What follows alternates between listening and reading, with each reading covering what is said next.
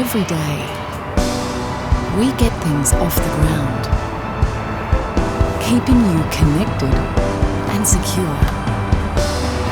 We keep things running smoothly and know the importance of giving back. We're always looking at the bigger picture. We are ARA, reliable solutions for facilities and infrastructure.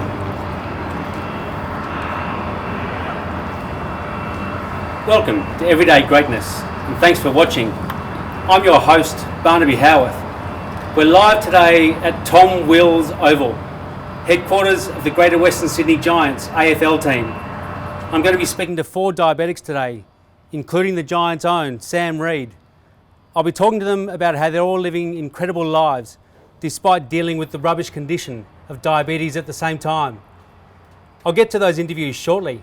But before I do, I want to say a quick word about this show. Today is the last episode of Season 1 of Everyday Greatness. And when I sat down to start setting up this show at the start of the year, I had no idea what I was doing. I've never hosted an interview show before. At the same time, I was dealing with a few situations. Like all 4 of my guests today, I'm a type 1 diabetic. In 2005, I was nearly killed when I was bashed in an alcohol-fueled gang attack and had a stroke. Then in 2016, I lost my wife, Angela, to breast cancer. So when I was thinking about what I wanted this show to look like, uncertainty was reigning supreme. To go along with all of that, and to make it even a little bit harder, it seems society has an appetite for short, sharp, shocking, headline-grabbing statements that are more about entertainment than about adding value to the world. There's not much of an appetite for hour-long chat shows where people just come together to talk about real human issues. I'm not that entertaining though, and I sure as hell can talk. So I decided to go for the hour-long chat show, and Everyday Greatness was born. I've spoken to some people on this show this year that society considers to be great, and found that they're just everyday people who do the small things really well. And then I've been proud as punch when I've seen the penny drop in some everyday people's heads when they realise they have a lot of similar traits to those great people. A lot of people these days think that if they're just an everyday man or woman on the street, it's something of a shortcoming and they've let themselves down somewhere or failed in life. But I've seen enough first-hand examples on this show this year to realise that just being an everyday Joe bag of donuts is something to be incredibly proud of. Speaking of Joe bag of donuts, I should start these interviews. When I was diagnosed with diabetes at 14, my biggest fear was I wouldn't be able to keep living the life I'd been living before it. I was playing representative Aussie rules football. I played basketball for school. I had leadership ambitions at high school, and I wanted to go overseas and keep going on holidays with my family. But I didn't know if diabetes meant that I'd have to put all that stuff on hold and that it might not even be possible. But the week after I left hospital, after being diagnosed with diabetes, I went down to Wollongong with my dad to play in a school basketball tournament. A few years later, I was named as school captain at my high school. The year after that, I played a season in the AFL for the Sydney Swans. And the year after I played at the Swans, I went on a solo backpacking trip overseas. So I realise now that diabetes doesn't have to hold you back from the life you want to be living. I've met some incredible people along the way as well, including my 4 guests today. If diabetic kids are struggling with their condition and feeling a bit down about things, a lot of parents would suggest they look at how professional AFL footballer and fellow type 1 diabetic Sam Reid is living his life. Sam was diagnosed with diabetes in 2009 and he's been an incredible diabetes role model ever since then. Sam just gets on with things. He does everything other professional AFL footballers are doing. One of the worst parts of having a stroke is that your memory becomes like Dory from Finding Nemo. So we just have to talk amongst yourselves for a second. But Sam is a lot more than just a diabetes role model. Sam is a shining light for anybody who wants to add a bit more resilience to their life. Sam's been dropped by AFL clubs 3 times. He played just 10 games in his first 4 years in the AFL for the Western Bulldogs. He was dropped at the end of those 4 years by the Bulldogs and picked up to play with the Greater Western Sydney Giants.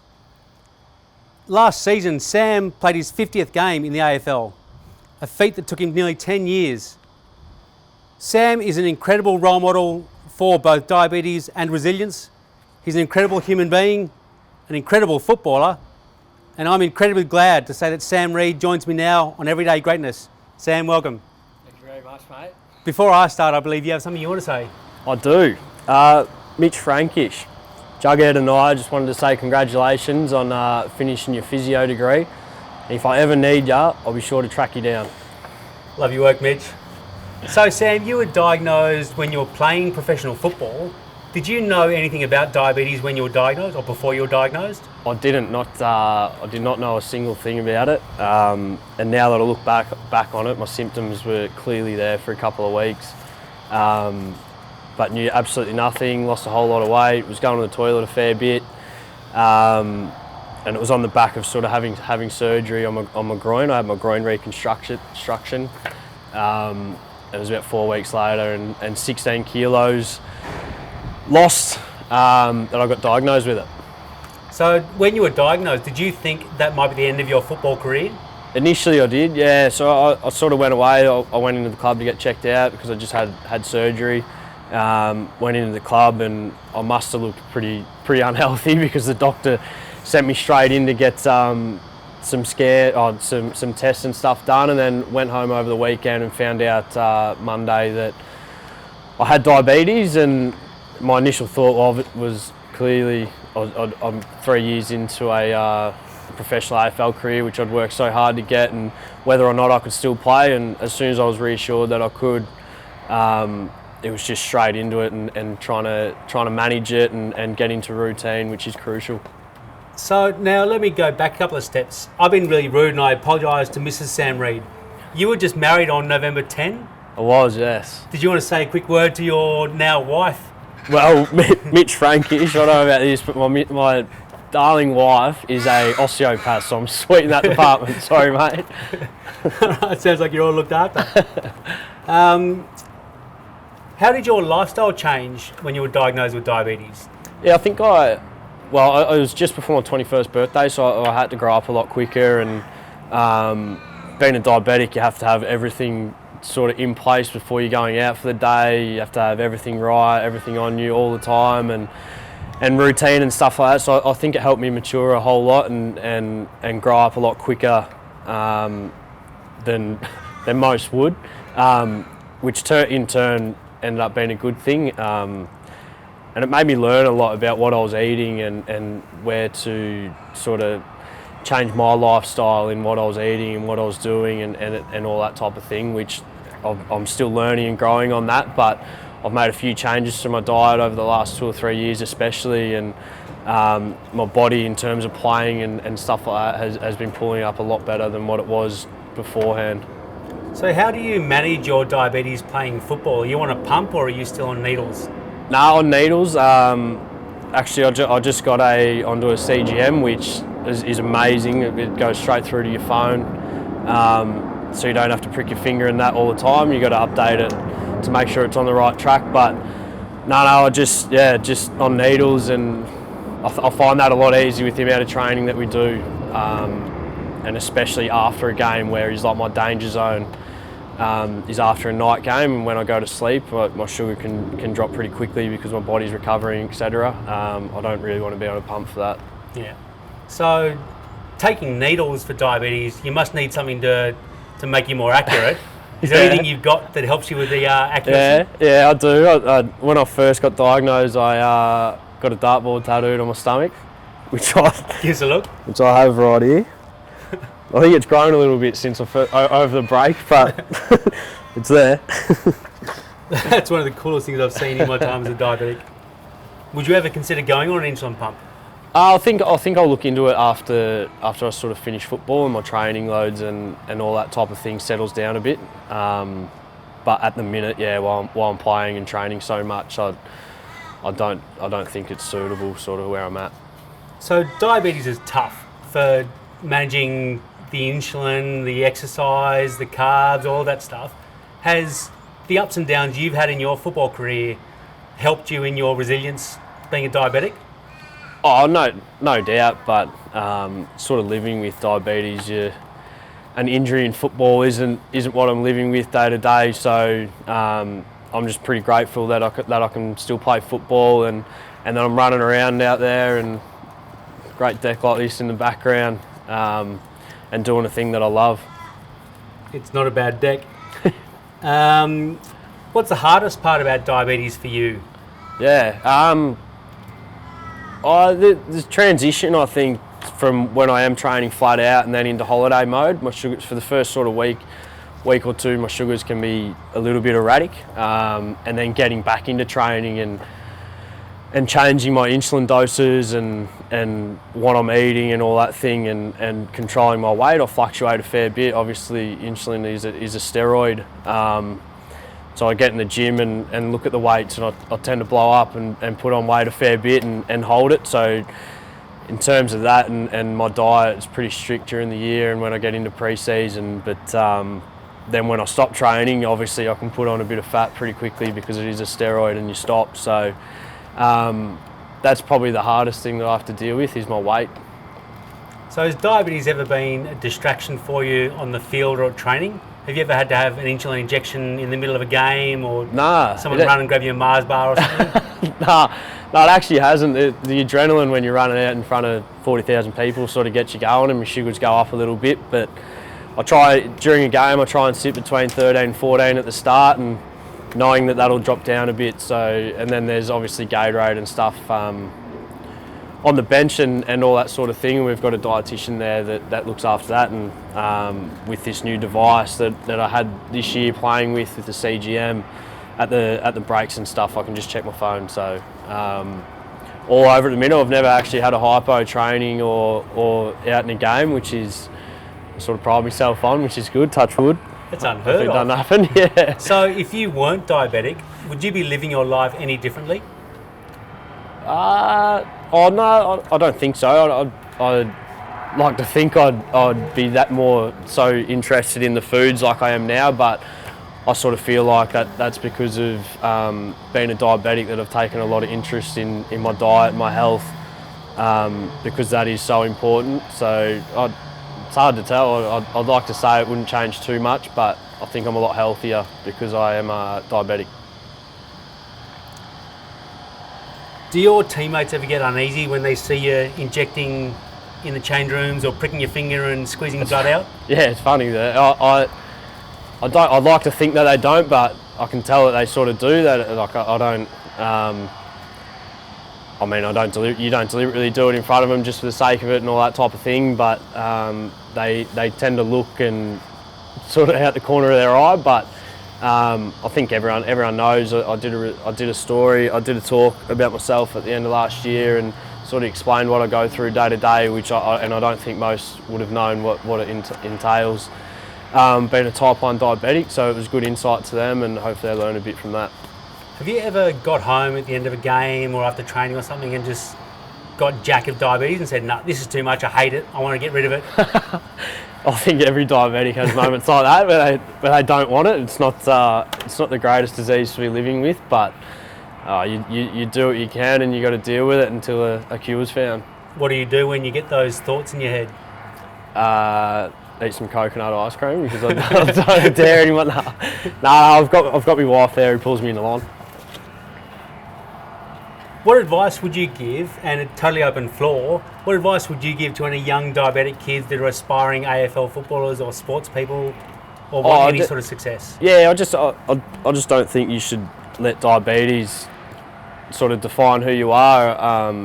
If you want to do it, you take control of your life and take control of your diabetes and what you're eating, etc. And you do whatever you want. I travel every year, go overseas, different time zones. It doesn't really change a thing, and that's because I want to and I get my routine right.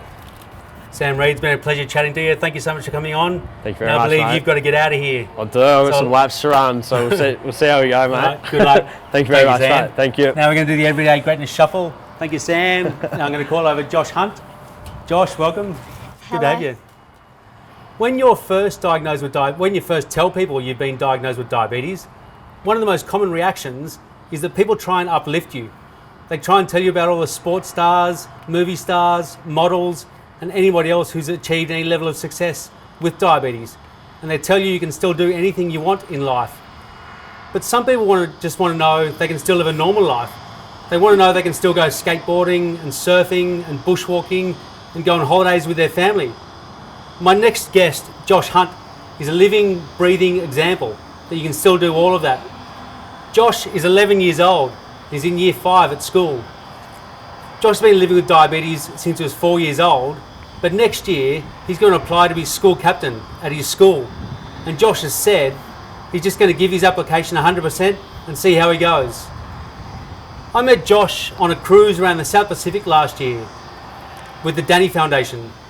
The Jelly Bean Cruise is a diabetes education cruise where diabetics go on holidays with other diabetics and their families and diabetes specialists from all different areas and see how much they can still achieve in life despite diabetes and how they can safely manage it along the way. Josh was on the cruise with his mother, Amanda, and Josh immediately struck me as the sort of kid that's making decisions about what he can or can't do in life based on what he wants, not on what diabetes is going to let him do. Josh could go on to become great in whatever field he chooses, or he could just keep being an everyday Joe Bag of Donuts. Whatever field, whatever path Josh goes down though, he's going to be happy and smiling the whole way along. Josh is an incredible young kid, an incredible young diabetic, and he joins me now. Josh Hunt, welcome. Hello. Before I start, I believe you have something you want to say. Rebecca, congratulations, Rebecca Bell, for your 36th straight year of your netball career. Congratulations, Rebecca. So, Josh, tell me, how do you manage your diabetes? Are you on an insulin pump or needles, and do you do CGM? Yeah, I'm on a Medtronic pump, and I use Dexcom G5 for my CGM. Do you ever have to rely on needles? Do you ever go off your pump and have to use needles? No, when my sugar levels can be high and my pump doesn't bring it down as quick, I do use needles sometimes. Right. How much do you think about diabetes in your everyday life? When you're at school, are you thinking, I've just done this amount of exercise and this many carbs, I've got this much insulin on board? Are you obsessive about your diabetes, or you just get on with things? No, I'm not obsessive with it. If I've eaten enough food or not, just living life. Yeah. Now you have to excuse me a second till my eyes open. Is there anything you've had to stop doing in your life because diabetes got in the way? No, I just do everything a normal kid would do. So you're applying to be school captain, that's tomorrow? Monday. Monday, yeah? Yeah. All right. And are you ready? You prepared? Yeah, I've got my speech ready and I'm prepared for it, yeah. Righto, happy days. What's your favourite subject at school? My favourite subject is probably math and PE. And you want to be a sports person? Yeah, I like being active. Are there any things that you do at school that help with your diabetes management? Math actually, because when I was little, my mum and dad used to ask me, because I had to put carbohydrates in for biscuits and things like that, and they'd ask me, what's 10 plus 5, and then I'd put that in my pump and stuff like that. Handy skill.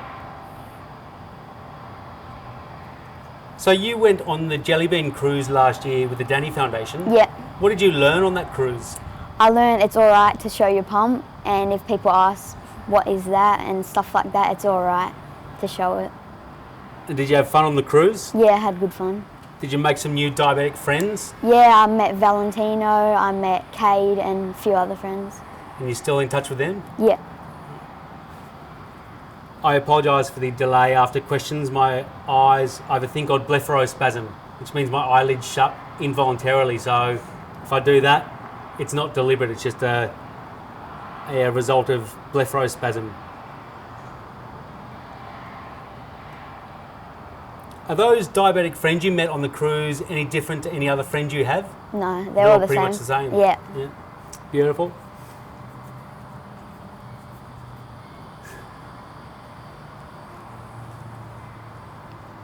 When you look at, so you're 11 years old. Yeah. When you look at what you might want to do in life, do you ever look at it and say, oh no, I couldn't do that because I'm diabetic? No, not really. I just think positive and keep doing what I love. Yeah. And what are you looking at doing? I'd like to surf or become pretty well-known soccer player. Surf. So you want me to ring Kelly Slater so you can get you spotted his Yeah, wave pool? yeah. Right. I'll do that tomorrow. Has diabetes ever been a help in your life? Yeah, it has actually. Having diabetes means I have to be more mature, and I've been more responsible and resilient having diabetes. So do you find that helps you across all different parts of your life? Yeah. Like if you lose a big game of soccer, Yeah, do you think having diabetes and dealing with the ups and downs has made you more resilient? yeah, Beautiful. for sure. Beautiful. Sorry about the groan. If you weren't diabetic, would you be living a different sort of life? I'd hope not. I don't think I would be. I think I'd be the same. Yeah. So you went on this cruise last year with your mother. Yeah. Have you got another adventure planned? I'd like to go maybe to Hawaii and watch Jaws, one of the biggest waves on earth, and maybe surf at a nice beach with nice waves. Yeah. So tell me a bit more about the Jelly Bean cruise. Who was looking after you? Did you go on that Medtronic trial for CGM? No, I didn't. No. Did you speak to diabetes educators? I did. Yeah, I spoke to a couple. Yeah. Who was looking after you? I think his name was Kalen. His mum, I don't remember his name though. Right. His mum's name. Yeah. And did you speak to Tara? Yeah. Yeah. And Astrid? Yeah, that's right. Yeah. What else did you do? Did you do any of those like high wire things on the cruise and They dangle off the edge of the boat? Yeah, I had a look off the edge of the boat. They had cool slides and a pool and the spas and then all the islands, heaps of things to do. Yeah. Snorkeling. Outstanding. Tons of fun, yeah. Well, Josh Hunt, I think you're an incredible bloke. Thank you. Incredible diabetic. Thank you so much for coming on. Thank you. Have a good day. Thank you.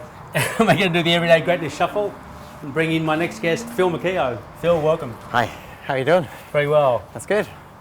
A lot of diabetics would prefer being called a person with diabetes, and a lot of them would rather be called a diabetes survivor than a diabetes sufferer. My next guest today, Phil McKeough, doesn't care what you call him as long as you don't define him as a diabetic. Phil knows more than most that every diabetic story is different. Phil and his 3 brothers all have type 1 diabetes, and they all have very different stories. They're all diagnosed at different phases of their life and different ages. I met Phil on that same Jelly Bean cruise, and Phil and I did a workshop together. When he got home, he was awarded the Danny Foundation Ambassadorship. And he's also a social worker in Canberra. Phil is an incredible diabetic, and he gets by in life, but doesn't want to be called a diabetic. Sorry, doesn't want to be defined as a diabetic, because he's got a lot more to his life that defines him. So I'd like to welcome to Everyday Greatness, Phil McKeough. Phil, welcome. Hi, how are you doing? Very well. Before I start, I believe you got something you want to say. Yeah, this one's for you, Sarah. Barnaby's been hassling me all day about your book, and he's like, when are you going to get it finished? Because there's a lot of people that are egging to read it.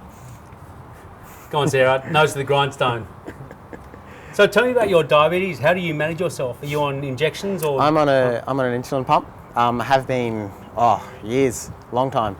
I've been diabetic since I was 6. So yeah, I think I put on the pump when I was maybe 10. So yeah. And tell me about your brother's stories. So you were 6. What ages were they when they were Yeah, diagnosed? I was the second one in the family to be diagnosed. My older brother, I'm the third born. He was 2, so he was diabetic as long as I've been around.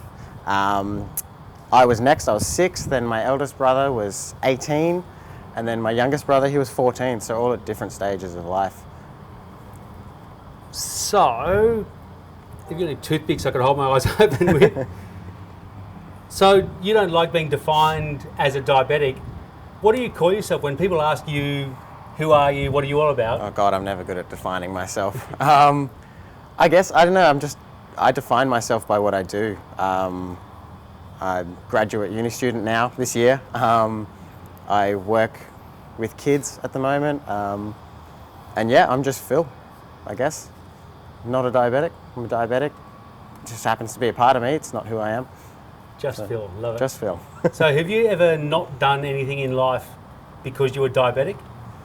No, not really. I don't let it stop me from doing things. It just sort of affects the way you do things, and you know, you have to be so much more prepared for everything. Always got to pack extra, and yeah, but I never let it hold me back. Sorry, bear with me. It's a long question. Let's go to this one instead. So your girlfriend, Sarah, who's not diabetic, was on the Jelly Bean cruise with you. Yep. What did she learn from that cruise? I think the biggest thing Sarah took away, and she's probably going to hammer me for this one, is just learning that being a diabetic is just normal. I don't think my family, because diabetes is so pretty much stock standard in our family, we don't really define by that. It's just how it is. Not having diabetes in our family is foreign for us. So I think for Sarah, the biggest thing was seeing how it affects everyone so differently, both negatively, positively. Yeah, fair enough. So there's a huge gap between what diabetics and the people that have been touched by diabetes know about the condition and what non-diabetics don't know. What do you think are the main things that non-diabetics need to know about diabetes? I think the biggest thing, and a lot of us could probably agree on this, type 1 diabetics, is the difference between type 1 and 2. It's just there's a lot of stigma around both diseases. I think eliminating that stigma as to what it means to be a type 1 diabetic is probably the biggest thing for me. Yeah, that's pretty much it. Talking about yourself, Suzette. Talk to Amanda. How are you, Amanda? Swell. All right, I'm back. You're back. So, do you think you need to be a great diabetic to be proud of yourself, or is being a regular Joe Bag of Donuts enough? No. Like I say, it's diabetes isn't my defining feature. I think for me, it's just being the best person I can be in what I do, and friends and family and stuff. That's what it matters. Being a good diabetic's also part of that. You've got to look after yourself. So, having your management as best as you can have it is crucial to being who you are. But being the best diabetic isn't my main goal in life.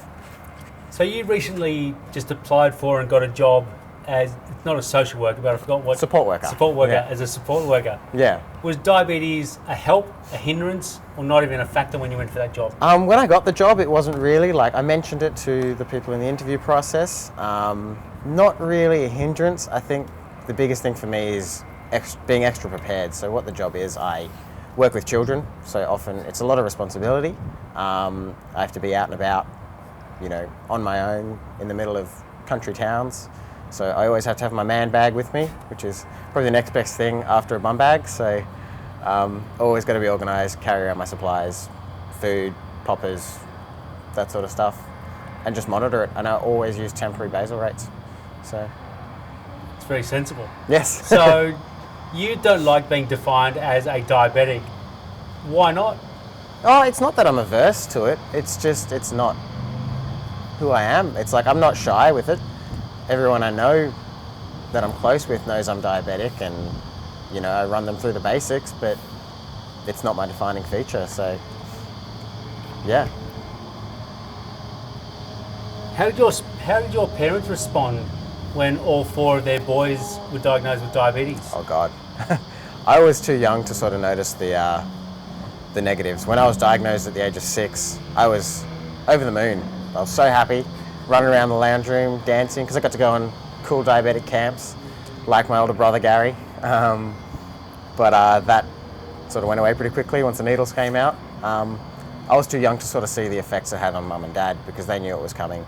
They dealt with it with my older brother. I know my eldest brother, Steve, he was just turning 18, just started drinking, so it affected him, and I saw it affected mum and dad pretty negatively, but I just got to pay it to them. I don't know how they managed us 4 boys, let alone 4 type 1 diabetic boys.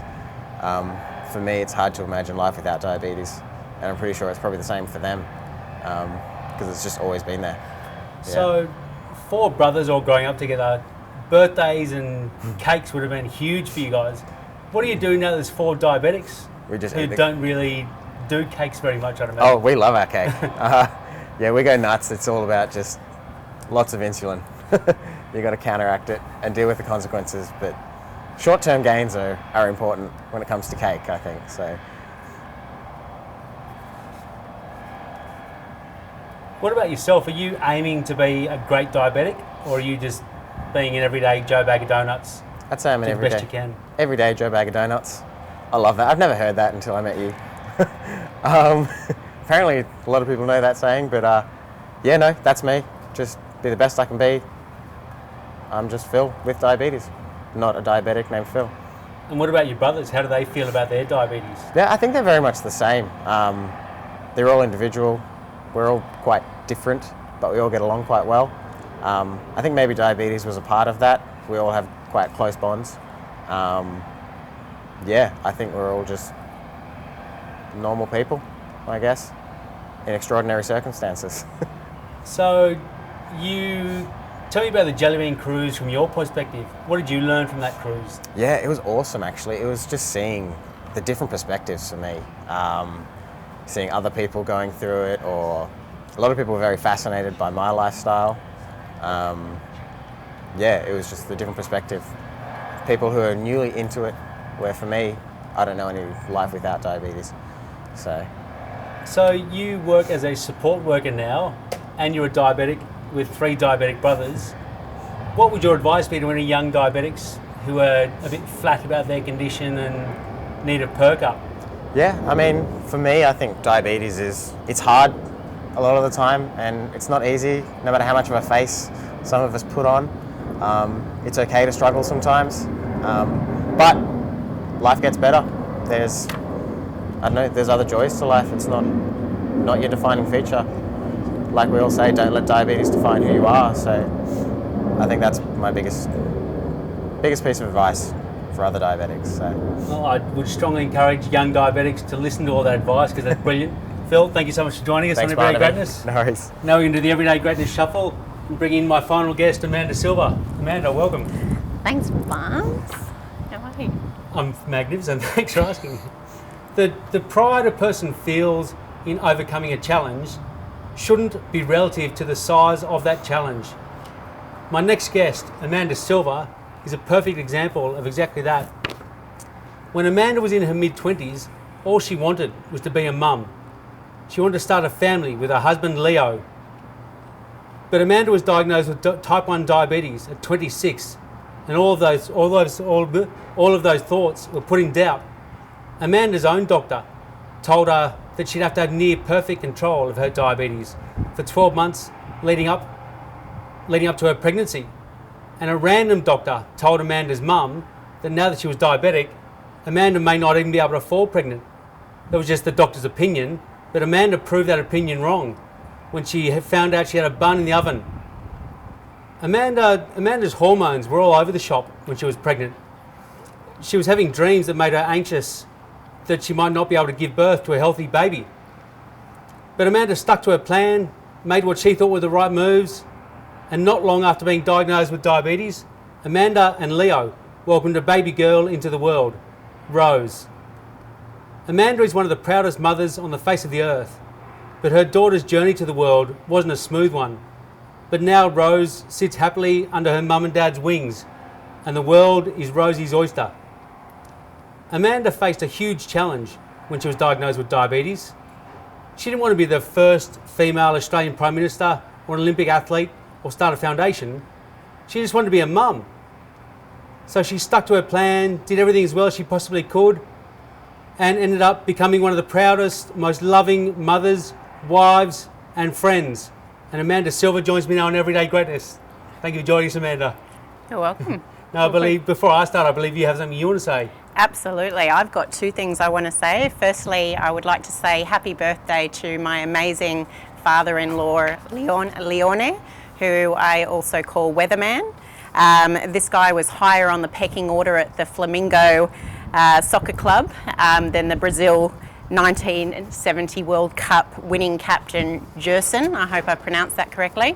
I also would like to congratulate my beautiful sister-in-law and my middle brother Alexander. Christina is my sister-in-law, on the announcement essentially that they are now pregnant. So very, very exciting news. Party time. Congratulations. Yes. So can you please briefly describe your family for me, Leo and Rosie? Leo and Rosie. Leo is, I guess, the backbone to our family, our little family. He's my rock. Just an incredibly, I guess what you would sort of say, stable and calm kind of guy, to put up with me at least anyway. Rosie is also a little firecracker of a human being. She is, just a little, ball of light. Probably the most bossy little human being I've ever met in my life. But as my mother would say, that's karma for the way that I was with her when I was little. And yeah, I'm just a very happy family person, I guess. Yeah, Leo, you're stable. Good work. So tell me what went through your head when you were diagnosed with diabetes when you were 26.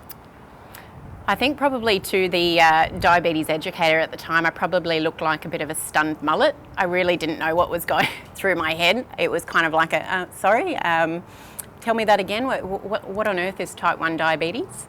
When I did actually start to read up a little bit more about what it was, I would have to say I probably went into a little bit of denial for a few months and just got on with things.